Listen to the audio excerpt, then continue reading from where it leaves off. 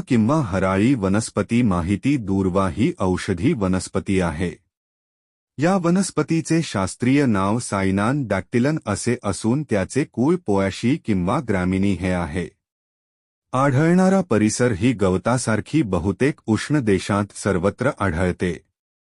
ही अनुकूल परिस्थितीत इतरत्र शेतात व बागेत तणासारखे वाढते. ही वनस्पती वर्षभर उपलब्ध असते. पावसाळ्यात ही मोठ्या प्रमाणावर उगवते. वर्णन दूर्वा ही जमिनीवर आडवे वाढून खूप पसरते. पेयांपासून लहान उभ्या फांद्या व त्यांवर हिरवीगार, रेषाकृती, साधी, बारीक, गवतासारखी पाने येतात तसेच फांद्यांच्या टोकास पुढे 2-6 कणिशांचा फुलोरा येतो. औषधी गुणधर्म दूर्वा ही शीतल गुणधर्माची वनस्पती आहे.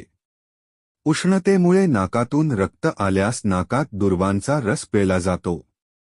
त्वचेचे तेज वाढण्यासाठी दूर्वा वाटून लेप चेहऱ्याला लावला जातो. मूत्रविकारांवर दूर्वारस उपयुक्त ठरतो. रक्तशुद्धीसाठी दूर्वारस पोटात घेतला जातो. धार्मिक महत्त्व हिंदू धर्मात या वनस्पतीला धार्मिक विधींमध्ये विशेष महत्त्वाचे स्थान आहे.